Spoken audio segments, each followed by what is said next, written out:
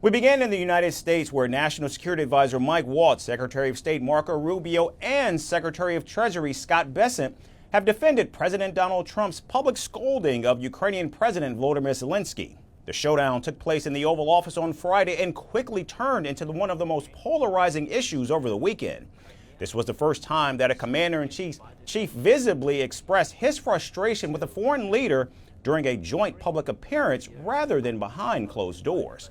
The explosive exchange between President Trump and President Zelensky followed weeks of frustration from the White House over Ukraine refusing to sit for peace talks with Russia. Now, adding fuel to the fire was Vice President JD Vance, who repeatedly accused President Zelensky of not being thankful for receiving U.S. military aid and funding. The problem is, I've empowered you to be a tough guy. And I don't think you'd be a tough guy without the United States. And your people are very brave. But you're either going to make a deal or we're out. And if we're out, you'll fight it out. I don't think it's going to be pretty, but you'll fight it out. But you don't have the cards. But once we sign that deal, you're in a much better position.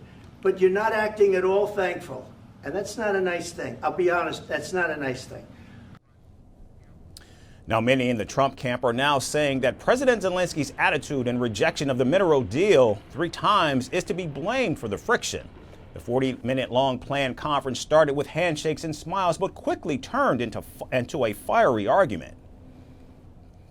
First of all, during the war, everybody has problems. Even you, but you have nice ocean and don't feel now, but you will feel it in the future. God bless. You don't know that. God bless. God bless. You will not have a war. Don't tell us what we're going to feel. We're trying to solve a problem. Don't tell us what we're going to feel. I'm not telling you. Because you're in no position to dictate that. That's exactly what you're doing. You're in no position to dictate what we're going to feel. With us, you start having cards. Right now, you don't. You're playing cards. You're playing cards. You're gambling with the lives of millions of people. You're gambling with World War III. You're gambling with World War III.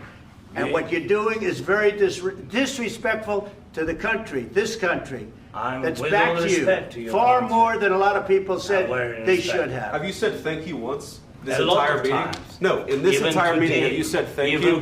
You went to Pennsylvania and campaigned for the opposition in October. Offer some words of appreciation for the United States of America and the president who's trying to save your country. Please, you think that if you will speak very loudly about the war, you can... He's not speaking loudly. He's not speaking loudly. Your country's in big trouble. Can I Wait a minute. No. You've done a lot of talking. Your country is in big trouble. I know. You're not winning. You're not winning this. You have a damn good chance of coming out okay because of us. Mr. President. Now, it's been more than 3 days since the heated face-off in the White House, and the Ukrainian president cut short his trip in Washington and did not attend the working lunch that was scheduled right after the press conference with President Donald Trump. President Zelensky then visited London and met several European leaders who assured him of their support. However, last night, President Zelensky announced that he would like to salvage broken ties with the president. If the President of the United States of America will invite me for a constructive dialogue, I represent the interests of a country that heavily depends on support from partners. So of course, if I am invited for a constructive dialogue, for solving real problems, for serious questions and real resolute actions and answers, I will be out of respect for America, American people, the President, and the 2 parties. Several European leaders have in fact embraced President Zelensky after that showdown at the White House. And now it remains to be seen whether President Donald Trump will try and rebuild his relations with the Ukrainian leader or permanently fracture ties between Washington and Kyiv. The Trump-Zelensky skirmish over the weekend wasn't just about being grateful or even thankful. Amid the chaos, it also highlighted that in Washington, wars aren't only fought on battlefields. Sometimes they unravel in thread and fabric. The Ukrainian leader's no-suit attire set off a storm which even engulfed billionaire Elon Musk and his fashion choices. However, the apparel concern wasn't just limited to Washington.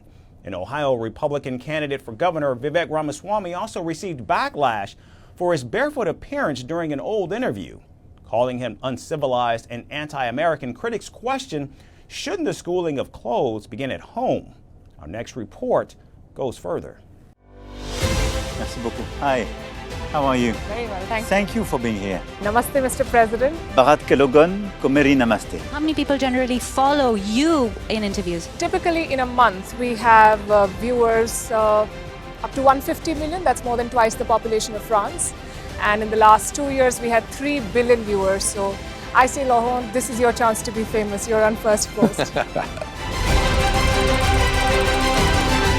One word to describe your equation with Prime Minister Modi. Amitié. As India and France work together, are you creating a new era of non-alignment in the technology space? India is a training superpower. 1 million engineers a year, more than all of Europe and the US combined. So we have that partnership. We have a partnership on the environment and the economy. We also have civilian nuclear programs, and that is something we've developed far beyond the France-India relationship. So we want to work together on AI. And then comes China with its DeepSeek, creating models at a fraction of the cost. Did that innovation take you by surprise? Did that breakthrough make you sit up and think, what did the Chinese do and how? But what did DeepSeek do? They took everything that was already available from the last AI model, and then they recalibrated it. So are you going to ban Chinese AI in France? So we don't have this American approach of banning tech because of where it comes from.